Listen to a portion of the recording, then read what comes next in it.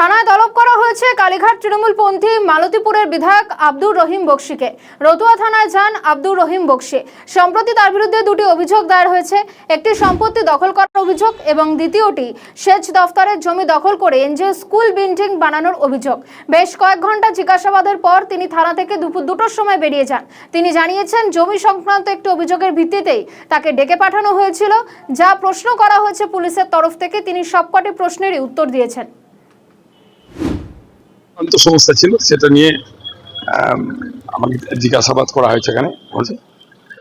বলছি কি বললেন আপনি?